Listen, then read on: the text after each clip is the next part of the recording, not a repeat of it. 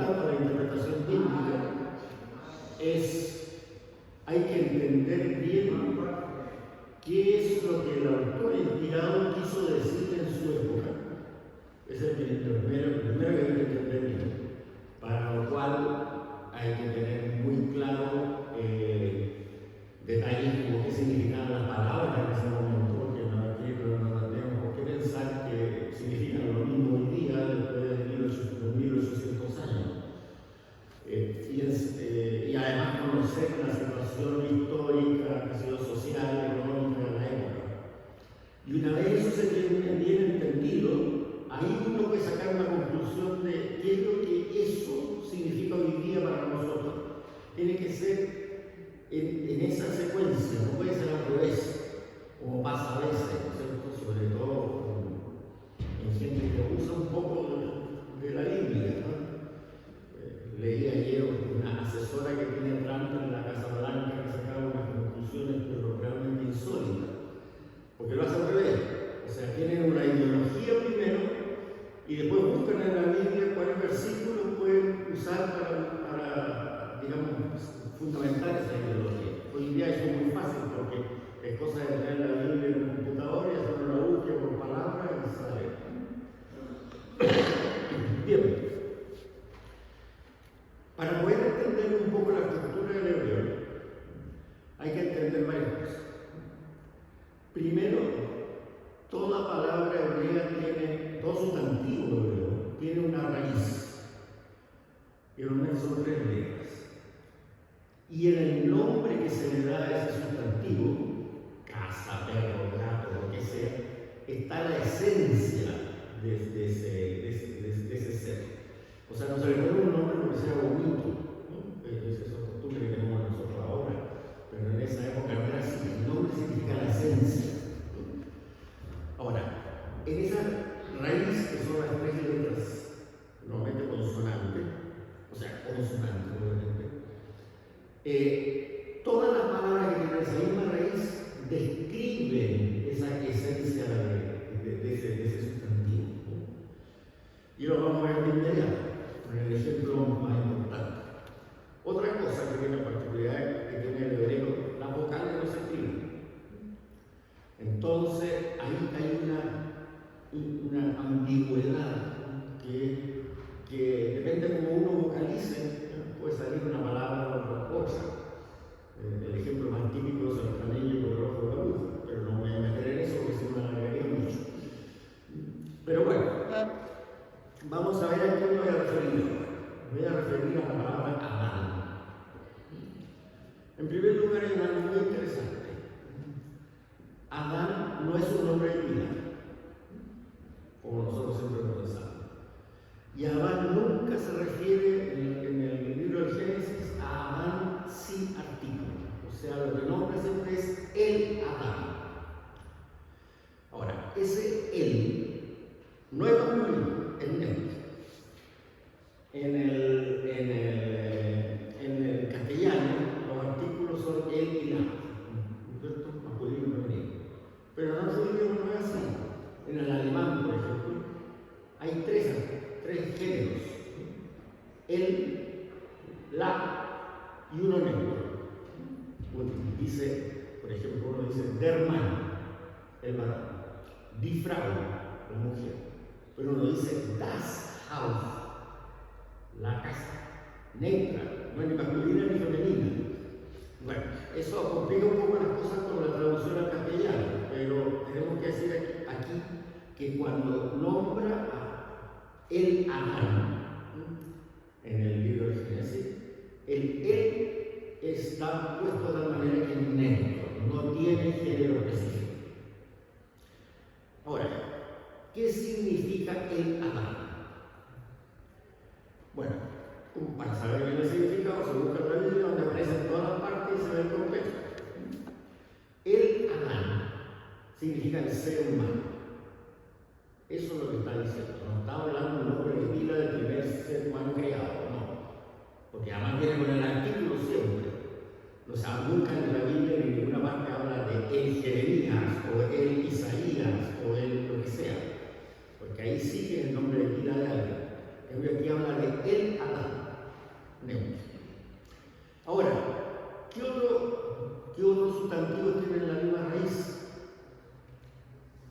unos tiros para ahí. Adana. ¿Y qué significa Adana? No es el femenino Adana. Adana significa la arcilla del terruño. Entonces, ¿cuál es la esencia del Adán? Es el ser humano que es arcilla del terruño. O sea, si nosotros miráramos un diccionario de hebreo bíblico a castellano, debería decir eso. Adán significa el ser humano que es arcilla del terruño. Ahora, no es tierra así simbólica, planetaria, no busquemos cosas así esotéricas, no, es la arcilla del terruño. Esto se escribió 800 años antes de Cristo. O sea, es la arcilla, la tierra arcillosa, que tú pisabas todos los días en tu casa. O la tierra arcillosa, como en la época que era nómada de Israel, tendría sus carpas y tú dormías arriba de esa tierra. Ahora, si ustedes se fijan, vivimos hace muy poquitito el miércoles de ceniza, y ahí se nos impuso la ceniza. ¿Y qué es lo que nos dijo el Padre Nando cuando nos impuso la ceniza? Polvo eres y en polvo te convertirás. O sea, en esa misma tierra que tú pisas todos los días, ese es tu esencia y ahí vas a volver. O sea, se fijan que poco a poco se va entendiendo un poco más. Bueno, ahora vamos a ver. Una otra cosa. En el Génesis hay dos relatos de la creación. El primero, que es el solemne de los 6 días, el séptimo día descansó, etcétera, etcétera, que hay un capítulo primero. Pero a partir del capítulo segundo, versículo 4, hay un segundo relato de la creación, que se cuenta toda la historia de la Biblia. Lo curioso es que el segundo relato es el más antiguo. El primero es el más nuevo. El segundo, es más o menos 800 años antes de Cristo, por ahí. Israel era nómada todavía, ¿no? Abraham, Isaac, Jacob, no pastoreaban. Bueno, en cambio, el primer relato de la creación, el solemne de los 6 días, se escribió 200 años después. No menos 600 antes de Cristo. Vamos a ir al segundo relato de la creación porque es el más antiguo, por ahí está. Bien, veamos qué es lo que dice el libro del Génesis, capítulo 2, del versículo 4 al 24. Esta es la historia de la creación del cielo y la tierra. Cuando el Señor Dios hizo la tierra y el cielo, no había un matorral en la tierra, ni brotaba hierba en el campo, porque el Señor Dios no había enviado lluvia a la tierra, ni había Adán, es decir, el ser humano, que cultivase el campo y sacase un manantial de la tierra para regar la superficie del campo. Entonces el Señor Dios fabricó al Adán, es decir, al ser humano, con la arcilla del suelo, Adán, la arcilla del terruño. Sopló en su nariz aliento de vida y este Adán, para decir el ser humano, se convirtió en un ser vivo. Dice que es bien interesante, ¿no? En el primer relato de la creación, Dios crea, hágase la luz, aparece la luz, hágase la planta, aparece la planta. Aquí Dios, más antiguo que el relato, fabrica a Adán, lo modela en la arcilla, lo fabrica en la tabla, ¿no? Y sopla su nariz para darle la vida. Entonces el Adán sopló en su nariz, el Dios, el Señor Dios sopló en su nariz el aliento de vida y el Adán, el ser humano, se convirtió en un ser vivo. Otra cosa curiosa, todavía no hay planta, no hay animales, pero ya existe la planta. O sea, el orden de la creación en el segundo relato es exactamente al revés. El Señor Dios ahora plantó un jardín en Edén. Plantó, o sea, él fabricó el jardín. Lo dijo aparece el jardín. Hacia el oriente y colocó en él a Adán, vale decir, el El Señor Dios hizo brotar del suelo toda clase de árboles hermosos de ver y buenos de comer.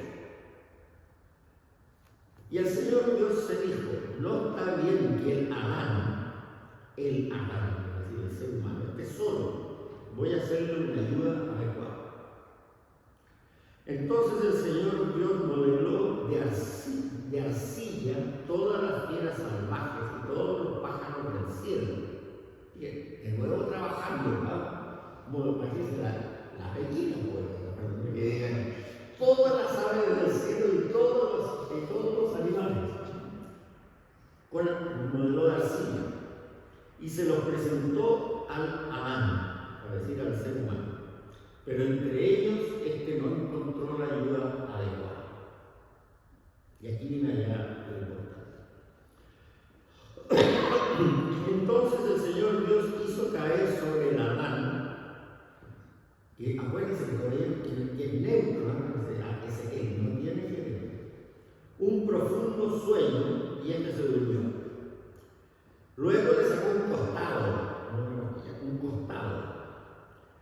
y llenó con carne el lugar vacío. Del costado que había sacado al Adán, el Señor Dios formó una mujer y se la presentó. Y aquí viene el kit de la situación. Resulta, antes de leer el párrafo, se lo voy a explicar para que ustedes lo sigan. En este relato, el Adán desaparece, no se nombra nunca más. No se nombra nunca más a Adán, el ser humano. ¿Qué se nombra? Voy a decirlo primero en términos hebreos y después se lo digo qué significa. Ish exclamó: esta sí que es hueso de mis huesos y carne de mi carne. Su nombre será Isha, porque la han sacado de mí. Por eso el hombre abandona, por eso que el Ish e Isha abandonan al padre y la madre y se juntan con su mujer y se hacen una sola carne. Bueno, ¿qué significa? Matías Ish y Isha tienen la misma raíz, o sea, significa que son complementarios, son de la misma cosa. ¿Y qué es lo que es Ish? El varón. ¿Y qué es lo que es Isha? La mujer. O sea, el ser humano sin género especificado desaparece y aparecen dos seres que despiertan, además fabricados por el Señor Dios, ¿no?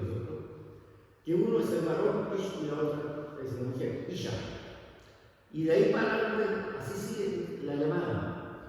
Si ustedes se recuerdan, en el relato de la caída, el pecado original, que viene a continuación de todo. Es bien curioso porque no parece Adán que llega a ninguna parte. Dios le pregunta al varón: oye, Ish, ¿dónde estás? ¿Dónde estás? Está escondido. Y dice que porque está desnudo, que se yo, todo demás. Entonces yo le pregunto: ¿quién te dijo que estaba desnudo? ¿Qué contesta Ish? La mujer que tú me diste, o sea, la Isha, me hizo comer de la manzana. O sea, si ustedes se fijan, el Adán, el ser humano de género no especificado, desaparece y aparecen dos seres, uno varón y una mujer. Ahora, hay una cosa que hay que tener clara. En la revelación del misterio de Dios, que es la Escritura, obviamente lo que no se revela también es revelación. Eso tenemos que tenerlo claro. O sea, si no se especifica el género de el Adán, no es porque se le olvidó escribirlo al ser humano, al ciudadano que lo estaba escribiendo inspirado por Dios. No, es porque Dios lo inspiró de que no lo escribiera. O sea, tenemos que entender bien de qué se trata lo que es la inspiración de la Sagrada Escritura. No es evidentemente cada ser humano pone su estilo de redacción, pero lo que él redacta, lo que él escribe, como es inspirado por Dios, también es importante lo que no escribe, no lo podemos rellenar con deducciones nuestras. Entonces, ¿qué es lo que tenemos acá? Lo que tenemos acá es algo bien simpático. Dos seres, Ish e Isha, un varón y una mujer, que adquieren la sexualidad juntos, en el mismo momento. O sea, no es que el varón anteceda a la mujer. Y la otra cosa, obviamente, el que despierta no es Adán con una costilla menos, como normalmente nosotros siempre pensamos, ¿no? Sino que es alguien que sufre, un ser humano que sufre una metamorfosis. Porque si ustedes se fijan de todo esto, Dios crea a los animales para que acompañen a Adán. Y después que lo fabrica.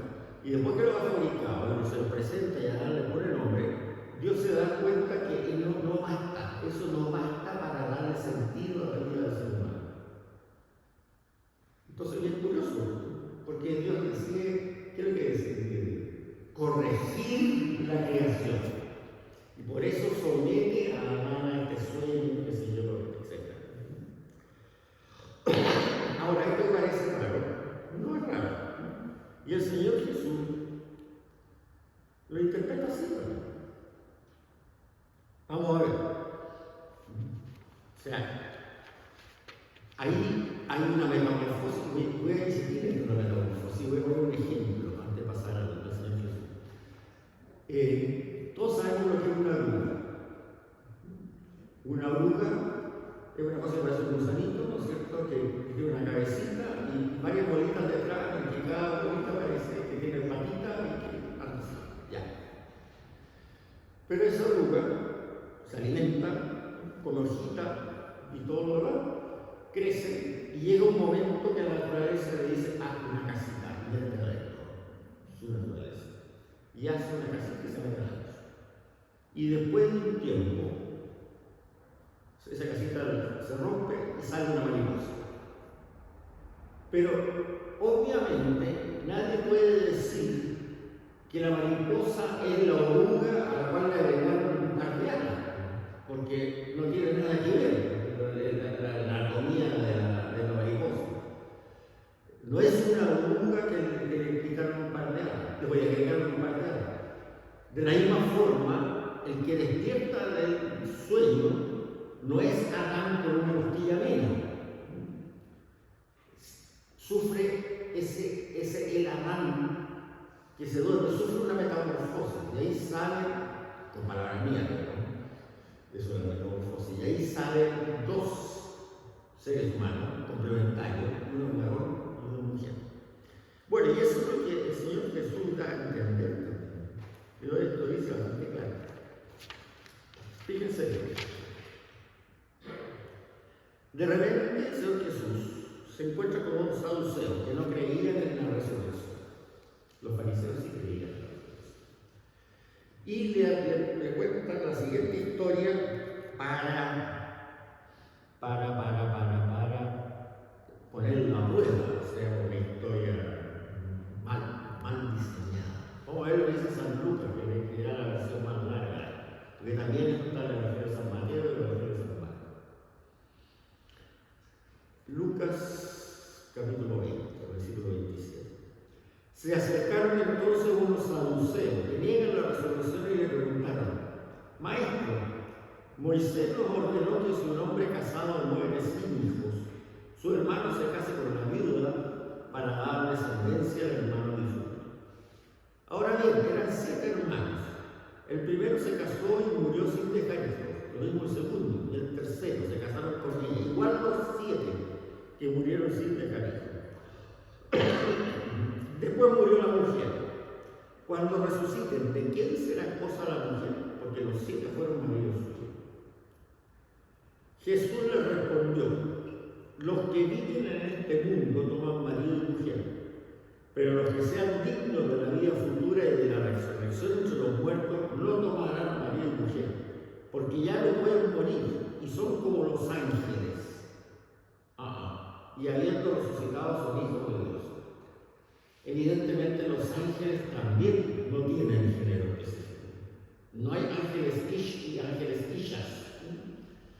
Son ángeles. Y si ustedes miran toda la iconografía que existe en la Edad Media, que es muy bonita, siempre el ángel es un ser que no tiene un género específico. Nunca han pintado un ángel con bigotes, por ejemplo, ni cosas por el estilo.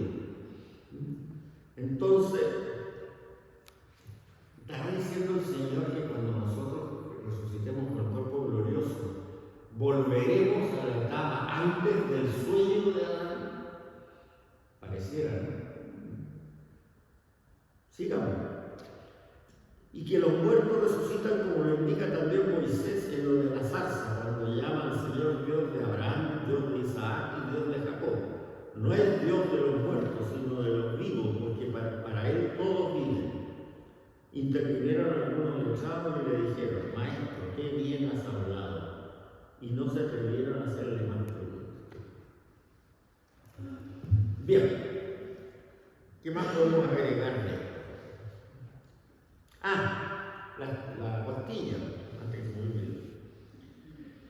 ¿De dónde viene la costilla? Porque habla de un costado. Bueno, el hebreo no usa la palabra costilla, la palabra que usa es sena, con T y S, sena, que significa costado, ladera, hoja o una puerta. Por ejemplo, esa puerta que está ahí tiene 2 hojas. Bueno, cada hoja es un costado, es una sena.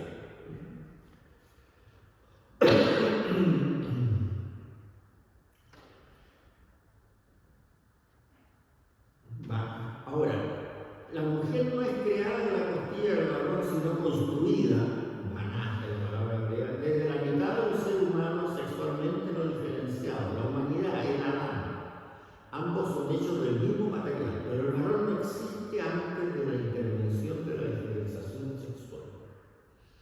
Y lo mismo pasa con la traducción de la Biblia que hicieron los judíos en el siglo II antes de Cristo, de los 70, que habla también de costado y no costilla.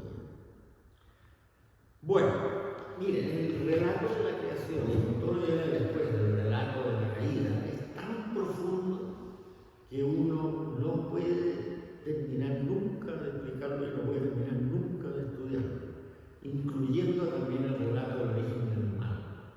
Y desgraciadamente lo hemos analizado, porque mucha gente que nos critica dice: claro, sí, la Biblia, la creación, y es así, la costilla, y después el origen del mal, porque Eva se comió una manzanita, Es de una profundidad todo eso increíble, pero hay que saber bien qué es lo que quiso escribir el redactor que lo escribió 800 años antes de Cristo. Pero vamos a dejar aquí este tema, porque si no, no vamos a alcanzar a ver la charla entera. Pero sí quiero que tengamos claro una conclusión de lo que es el relato de la creación. Además de la profundidad de los relatos, que es sumamente interesante. El varón y la mujer adquieren la sexualidad en el mismo evento.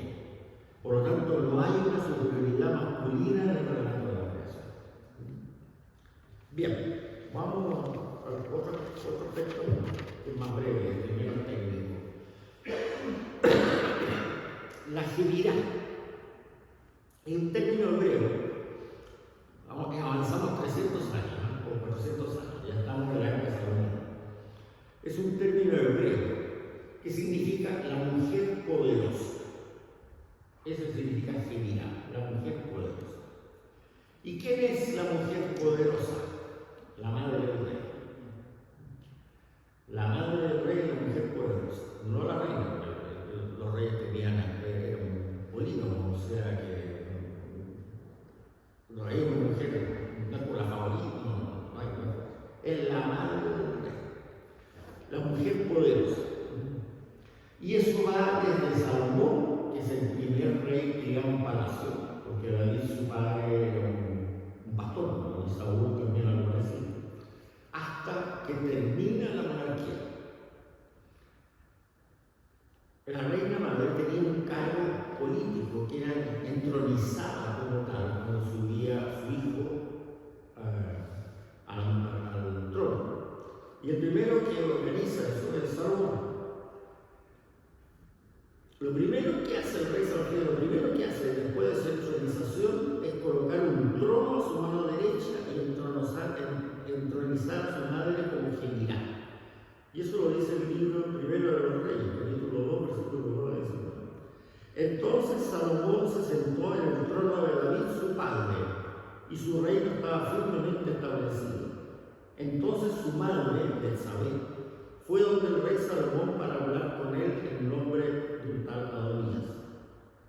Y el rey se levantó para recibirla, se inclinó ante ella, Luego se sentó en su trono y mandó traer un asiento a la madre del rey y ella se sentó a su derecha. Y eso así en toda cada vez que Salomón hacía una presentación solemne, lo mismo. Betsabé, su madre, en un trono a su derecha. Y eso funcionó hasta que cayó la monarquía y le mandaron al rey exiliado a Babilonia. Me parece que así por el año 350, 400, una cosa así. Y eso lo explica el profeta Jeremías. Cuando cayó el reino de Judá y se llevaron a todos exiliados a Babilonia, Jeremías escribió: di al rey y a la general, bajen de su trono. O sea, está claro. Ahí con eso se acababa la monarquía. Pero, ¿no les parece que esa general es un gran parecido con la Virgen María? Fíjense que siempre se dice, ¿no es cierto?, que la Virgen María fue una tradición que la Iglesia Católica tomó en la Edad Media. No viene de ahí, viene de la época del Reino de Israel. Si analizamos lo que hace la Jebirá tiene 4 funciones que aparecen claramente en la historia del libro de los Reyes. Primero, consejera del rey. Como el rey es muy joven en este caso, se apoya, pide siempre consejos. La segunda es intercesora entre el pueblo y el rey. O sea, el pueblo iba institucionalmente donde la Jebirá para que él intercediera frente al rey. Y además es una figura símbolo, ¿no?, de esta monarquía.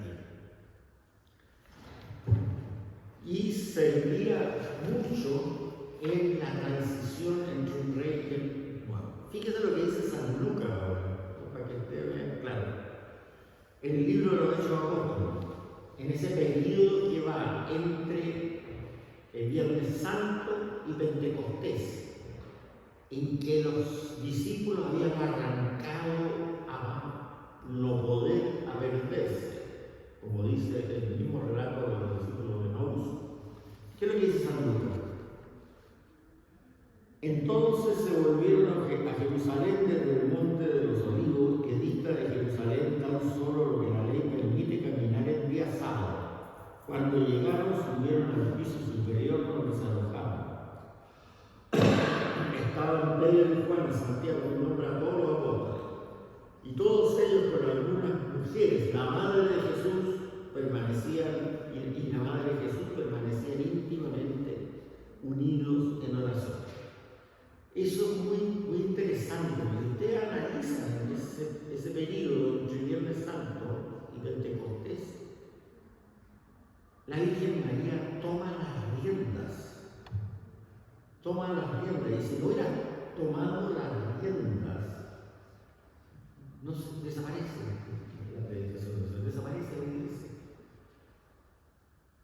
Porque San Pedro y todo están escondidos, que se habían vuelto a Galilea, incluso de lejos, a seguir de pescadores, y como dice el mismo San Lucas en el relato del discípulo de Maús, perdimos toda esperanza, ya todo lo que fue eso no sirve para nada, qué sé yo, bla bla.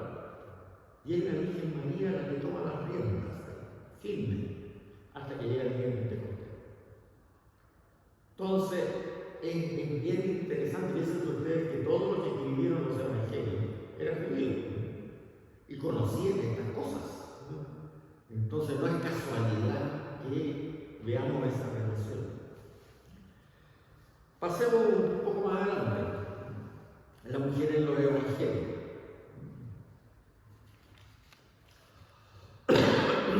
Y aquí, evidentemente, es también San Lucas el que nos muestra más detalle. Prominente en la tradición de Jesús es María Magdalena, María de Magdala o Magdala, que según el Evangelio de Lucas, capítulo 8, versículo 2, habían sido expulsados 7 demonios, presumiblemente por Jesús. La tradición la recuerda como cabeza de un grupo de mujeres que observaban desde lejos la crucifixión, en contraste con los discípulos varones que habían arrancado a todos. Mujeres que pretendían embalsamar el cuerpo de Jesús, que fueron las primeras en ver el sepulcro vacío, Lucas 24. Y a Jesús resucitado, que informaron a los otros discípulos, también en Lucas 24. Particular interés recibiste la información de que cuando él estaba en Galilea, esas mujeres les servían. Marcos también añade que había muchas otras que habían subido con él a Jerusalén. María Magdalena también es mencionada como la primera de otro grupo de mujeres, incluida Juana, la mujer de Cusa, administrador de Herodes, y la desconocida Susana, muchas que le servían con sus medios. Lucas capítulo 8. Tal dato, por razones obvias, es indicio de una buena tradición. Evidentemente, Lucas tuvo acceso a recuerdos de primera mano. La implicación de que anduvo por Galilea predicando con un nutrido séquito, incluidas muchas mujeres, no debe descartarse sin más. Cuanto mayor es el número de seguidores, mayor es la red de relaciones familiares y contactos con los pueblos visitados. Otra María, junto con su hermana Marta de Betania, es mencionada por Lucas y Juan. Doble testimonio que de nuevo indica valor histórico de la tradición.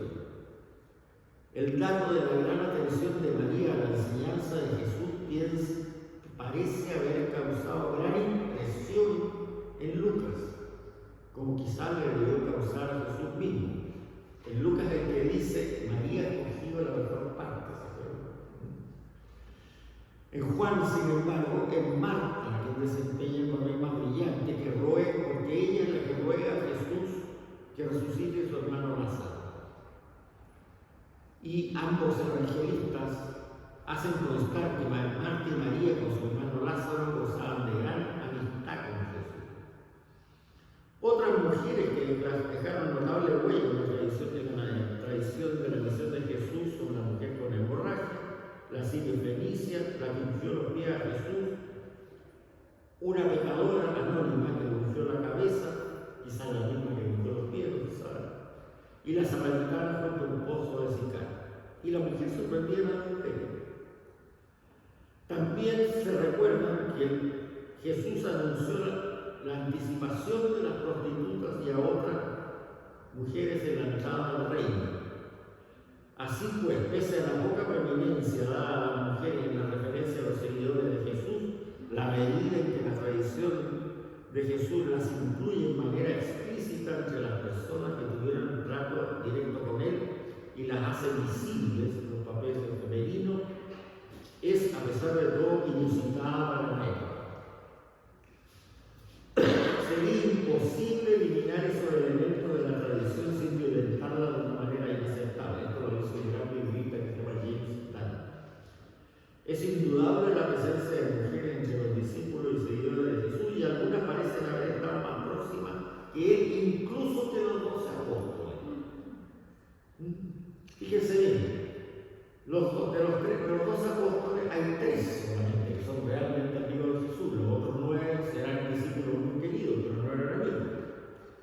Amigos así del alma, digamos, así como decimos nosotros, sí. Pedro y Santiago y Juan. Fíjense bien, son los únicos que son invitados a la transfiguración. Son los únicos que son invitados a acompañarnos en la avenida del Monte de los Olivos. Y son los únicos que son invitados a ver la resurrección de la hija de Jairo. Los otros no eran. O sea, es interesante eso porque una cosa es los apóstoles y otra cosa es el grupo de amistad. O sea, Pedro, Santiago y Juan eran tan amigos de él como Marta, María y Lázaro, y María Magdalena. Bien, pero la única incompatibilidad que parece rara de todo esto es por qué no puso una mujer entre los 12 apóstoles. Pero veamos cómo cómo forma primero estas dos apóstoles. El Evangelio de Marcos, un poco más de detalle. Llamó a los 12 y los fue enviando de dos en dos, dándole poder sobre el espíritu inmundo. Les encargó que no llevaran más un bastón, ni pan, ni alforja, ni dinero en la faja, que fueran calzados con sandalias, pero que no llevaran para el camino dos túnicas. Les decía, cuando entren en una casa, quédense ahí hasta que se marchen. Si en un lugar no los reciben ni los escuchan, salgan de ahí y sacudan el polvo de los pies como protesta. Fueron enviados de dos en dos. Eso fue cuando los estaba entrenando, entre comillas, porque después, cuando te conté, los manda solitos cada uno a predicar en la gente. Entonces, ¿pero qué es lo que pasó? No habría sido concebible que unas mujeres fueran por ahí predicando y recibiendo hospitalidad, ni dos solas, ni acompañadas de un varón. Aún en el caso que Jesús hubiera querido integrar una o más mujeres en el grupo de los 12 con esta misión, habría sido impensable que ellas desempeñaran el mismo papel que sus compañeros varones por razones de seguridad personal. Y eso de seguridad personal lo dice muy claro San Pablo cuando relata lo que él ha vivido. La segunda carta a los Corintios, capítulo 11. 5 veces fui azotado por los judíos con los 39 golpes. 3 veces me azotaron con pala. Una vez me apedrearon. 3 veces naufragué y pasé un día y una noche en alta mar. ¿Cuántos viajes con peligro de río, peligro de asaltantes, peligro de parte de mis compatriotas, peligro de parte de los extranjeros, peligro en ciudades, peligro en descampados, peligro en el mar, peligro por falsos hermanos, con fatiga y angustia, sin dormir muchas noches, con hambre y con sed, frecuentes ayunos, con frío y sin ropa? Entonces, pareciera que está bastante claro. La seguridad personal. Y eso que San Pablo no explica otra cosa que le pasaba a las mujeres también, y a los varones no. Que sus familias, sobre todo cuando eran jóvenes y no se querían casar, porque querían dedicarse al apostolado de pleno, sus familias la raptaban y la obligaban a casarse con gente que escogían sus familias. Casi Santa Lucía, Santa Perpetua, Felicitas, la otra. Hay como 15 o 20 casos que aparecen en la liturgia de los diversos días del año, entre el año 70 y el año 150, de mujeres jóvenes que fueron secuestradas por su familia para que no cayeran en esta, le llaman los romanos, superstición peligrosa, que era el cristianismo. Entonces, lo que termina de decir James Chan, no hay tradición de Jesús en ninguna parte que él considerase a las mujeres una clase de desventaja, como si la de los pobres y pecadores, tampoco. Simplemente daba por supuesto que formaban parte de Israel y gozarían de las ventajas prometidas a un pueblo arrepentido con fe renovada. Aún así, la prominencia de mujeres entre los seguidores de Jesús y la cercanía de él de algunas señaladamente como las dos Marías, la de Magdala y la de Betania, es posible que haya provocado más de un comentario entre la gente medio mal pensada de la época. Pero lo que se indica claramente es que Jesús no encontraba en las mujeres por su condición de tales nada que les restase categoría. Esto lo estoy hablando desde el punto de vista bíblico, no desde el punto de vista que sabemos ahora, porque se deduce del relato bíblico. Bien, llegamos a la última parte, que es la presencia de la mujer en la iglesia. Bueno, aquí hay que distinguir dos etapas de la moderna, me refiero, no voy a referir a la Edad Media. Antes del Concilio Vaticano y después del Concilio Vaticano. Voy a citar dos textos que son de documentos de la Iglesia oficiales de la primera mitad del siglo pasado. No me refiero a documentos de la época de la Edad Media, sino la mitad del siglo pasado. Entre ellos el Catecismo de San Pío X, que es del año 1910 más o menos,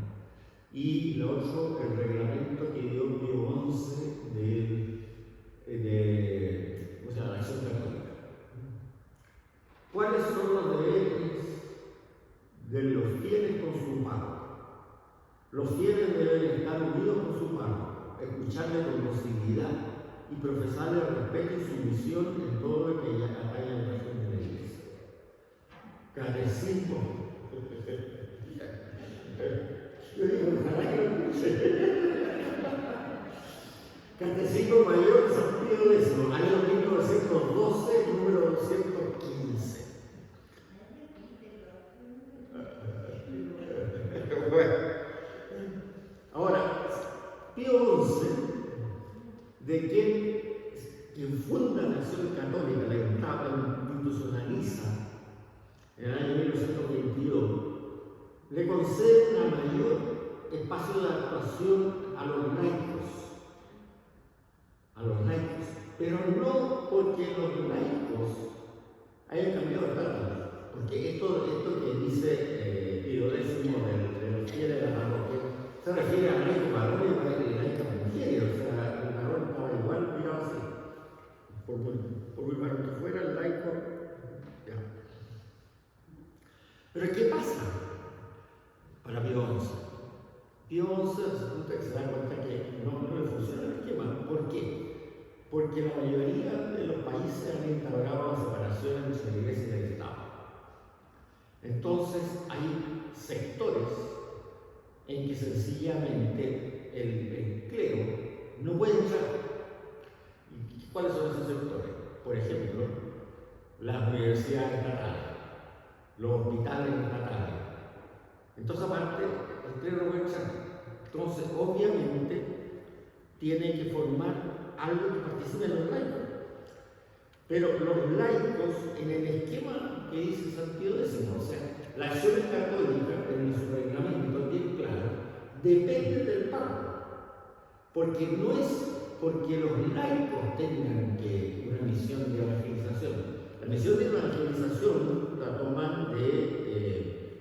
del Evangelio que dará Jesús a sus apóstoles y evangelizar todas las naciones, bla, bla, bla. Entonces es una delegación que hace el clero en estos laicos a través de la Acción Católica, y por eso la reglamentan muy claramente. El reglamento que da Pío XI de la Acción Católica es muy práctico. Deriva del párroco, tiene que reportar al párroco, y el párroco tiene que reportar a su obispo cada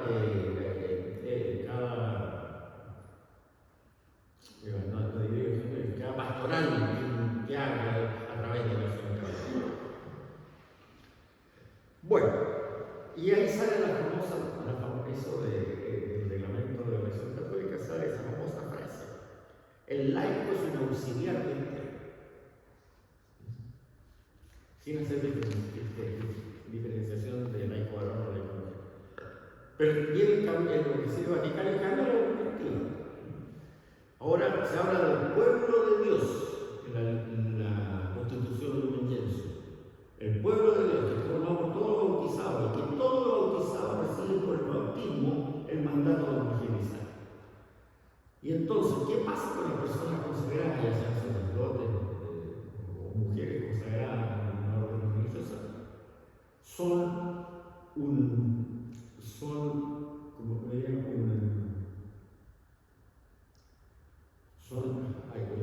apoyo, un servicio, esa es la palabra exacta que usan, un servicio al pueblo de Dios. O sea, pasan de ser aquellos que reciben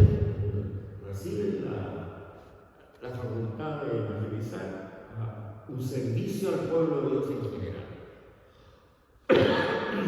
Ahora, eso es una cosa lo que dice el concilio, y la otra cosa es que eso es transparente hasta la base, y eso demora, pero para allá vamos. Pero aparece un convidado de piedra, que es la disminución de las vocaciones al sacerdocio por parte de los laicos varones. Y no solo los laicos varones, los laicos mujeres también, o sea, no solo los seminarios se quedan sin ingreso de postulantes, sino que también las órdenes religiosas femeninas se quedan sin postulantes. Ahora, ahí hay un ejemplo bien interesante de Monseñor Chumaní, cuando era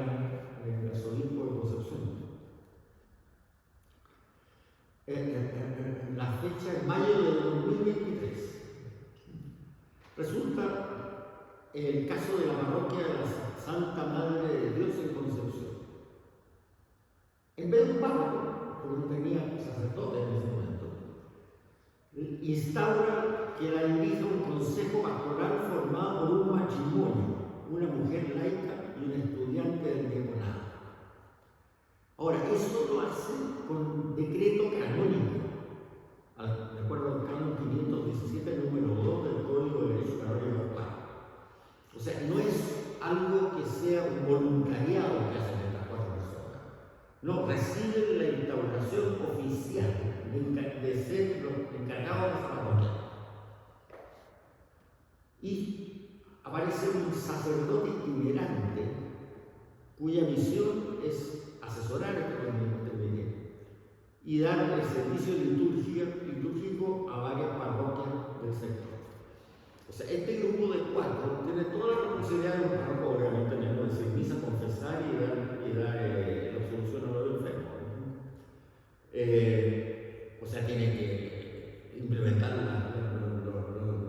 los decretos pastorales que emanen del arzobispado, tiene que informar al arzobispo periódicamente de cómo van las parroquias, etcétera, etcétera, etcétera, etcétera.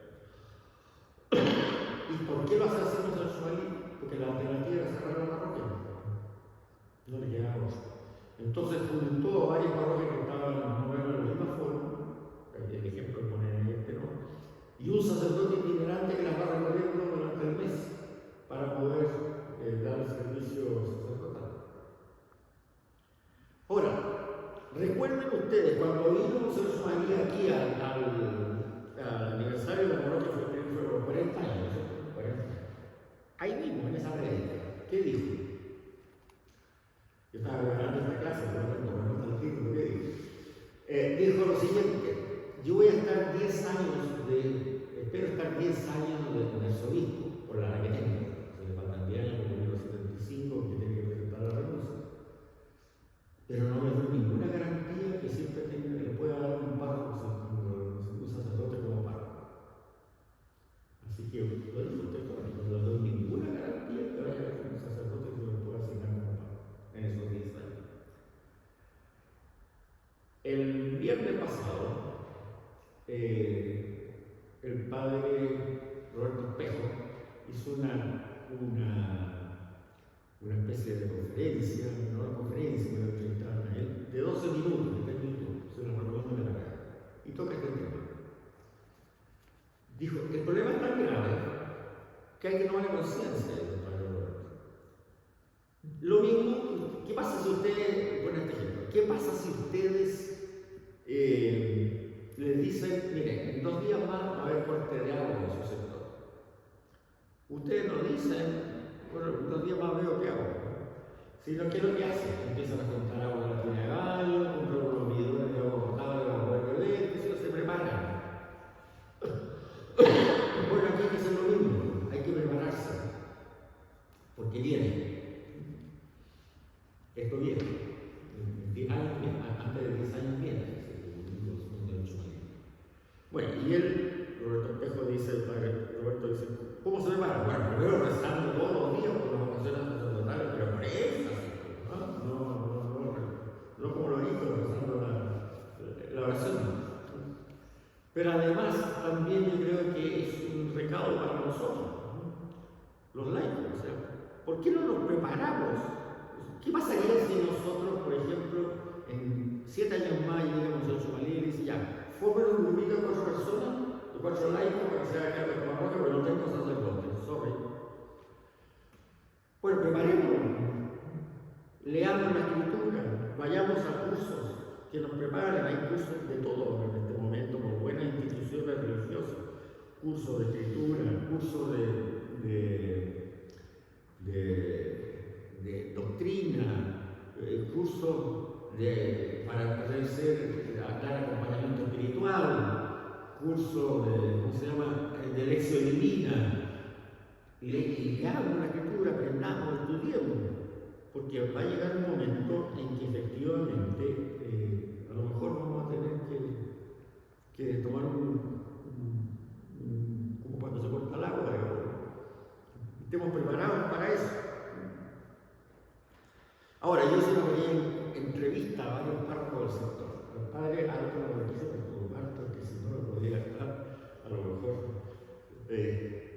Decir, me copiaste lo que te dije, no.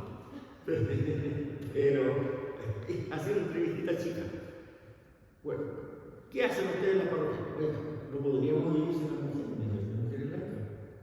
Vean ustedes nomás. Esa es la opinión unánime. ¿Quiénes son las ministras de la comunión? ¿Quiénes son las que van a dar la comunión a los enfermos?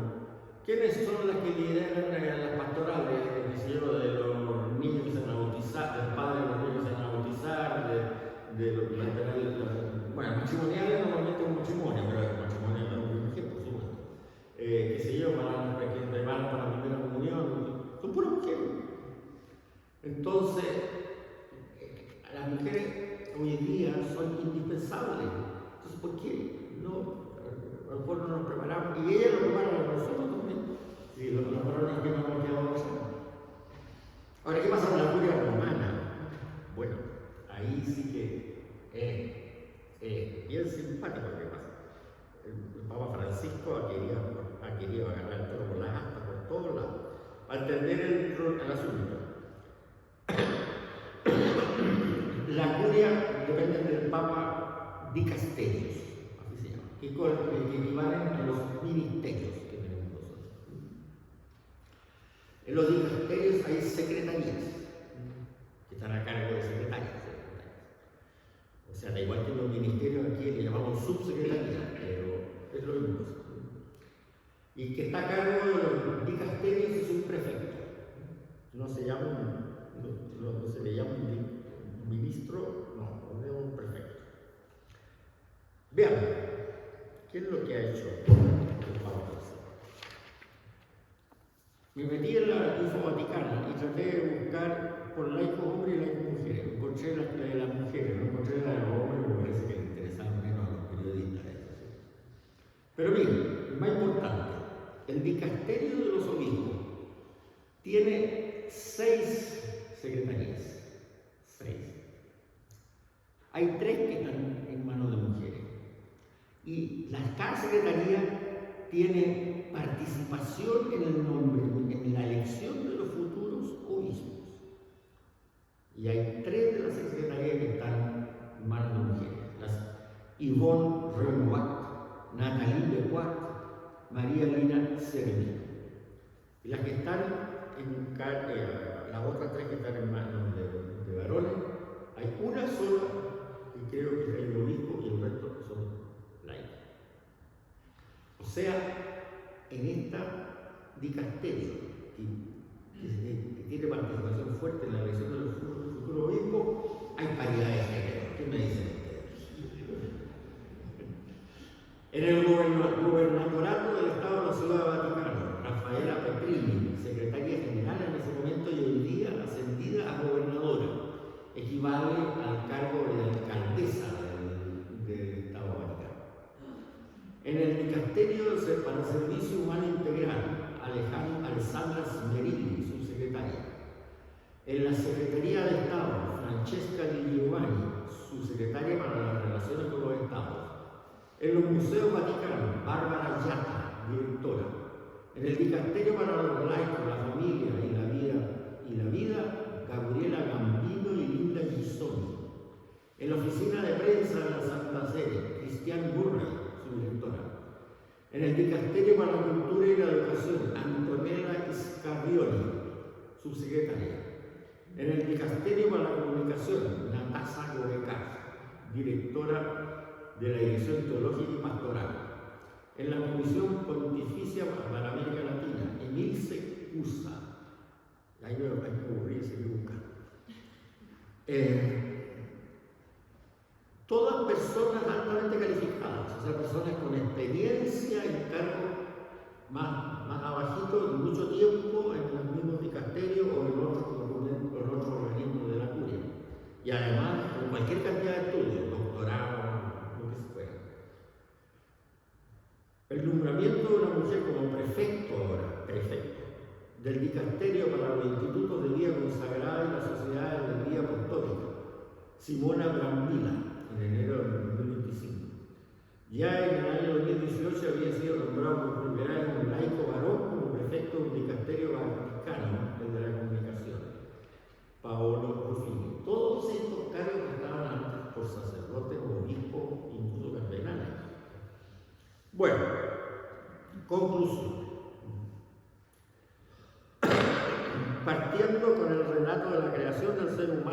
puede afirmar que en la Biblia existe indicio alguno de que se considerase a las mujeres como criaturas en desventaja. Esto es interesante publicarlo, porque se ataca mucho a la iglesia de eso y al cristianismo.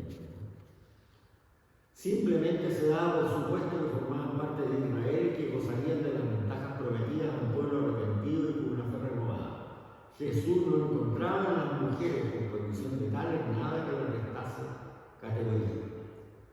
El cambio de estructura eclesial de clericalismo hacia pueblo de Dios, promovido por el Concilio Vaticano II, ha necesitado más de 50 años para dar sus primeros frutos sensibles y posiblemente necesite de otros 50 años más para llegar a una situación de estabilidad, dado lo que vemos de falta de vocaciones y todas estas cosas.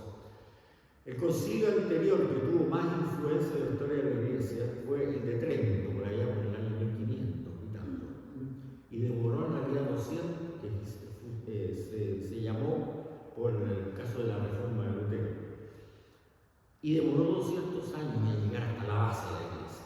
O sea, el concilio, claro, se resuelve en 3 o 4 años, vimos su decreto y chao, pero faltan unos 200 años para que eso se implemente, porque no es fácil. Y eso es lo que el Papa Francisco ha presionado mucho hacerlo de una forma consensuada, por el famoso esquema sinodal, porque someterlo a la fuerza provoca roce, provoca cisma a lo mejor. Y el consenso tiene que lograrse. Si no se logra hoy, bueno, tendremos otra reunión en el año que viene, después de otra, hasta que al final se llegue a algo consensuado que se pueda implementar por todas partes y no provoque ni nuevos sismas ni nuevos roces. Y eso seguramente tomará otros 50 años más, en mi opinión, que sea así. Los cambios que pues, se promueven en la pura iglesia llegan a la base cuando el Espíritu Santo considera que la iglesia está capacitada para realizarlo y aceptado con madurez. Y eso normalmente tarde. Lo que sí que no desaparecerá nunca, hay dos cosas que no desaparecerán y con esta frase termino, que ya lo dijo el Señor. Ni el pueblo de Israel, ni la iglesia entendido como aquellos que siguen en comunión con los sucesores de los apóstoles y del Papa. Eso no va a desaparecer nunca. Y San Pablo lo dice muy bien. Podrá desaparecer el Estado de Israel, ha desaparecido durante 2000 años desde la época de los romanos hasta hace poquito.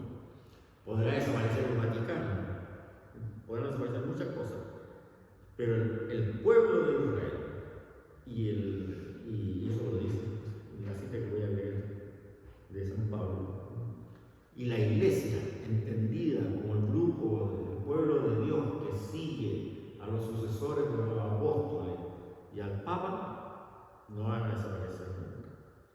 ¿Y por qué? Lo dice San Pablo, lean Romanos 13-36.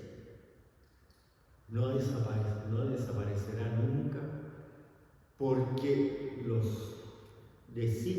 las promesas de Dios son irrevocables. Porque dejarían de ser promesas, Dios dejaría de ser Dios. El ser humano las puede aceptar o no las puede aceptar, pero las promesas y los signos de Dios son irrevocables. Eso lo tomó muy en serio el Concilio Vaticano II en un escrito que se llama Nuestra Edad, Nostra Aetate. Y hasta aquí llego, no lo voy a volver.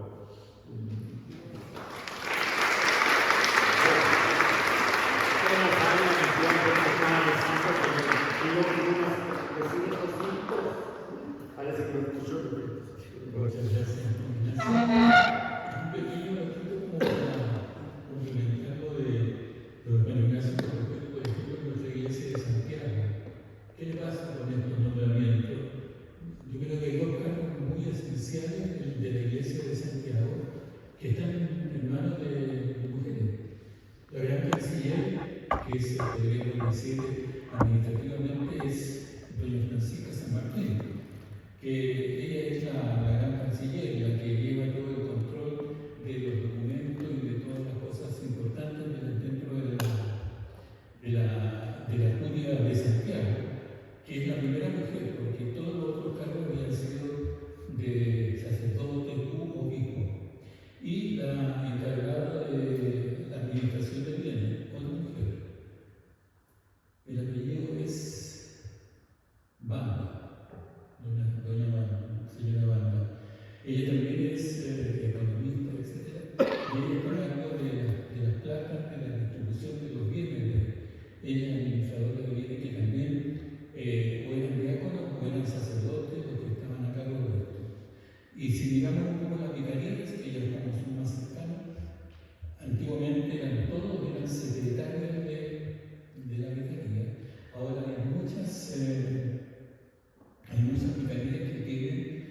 sean mujeres. Por lo tanto, yo creo que cuando hablamos de esto pensamos que la iglesia es tan lenta, sí, lenta, pero creo que se están tomando normas y actitudes en ese punto. Bueno, Ignacio, muchas gracias por tu participación y muchas gracias por el esfuerzo que se nota que estuviste enfermo. No sé si alguien quiere hacer una pregunta. A Rosita que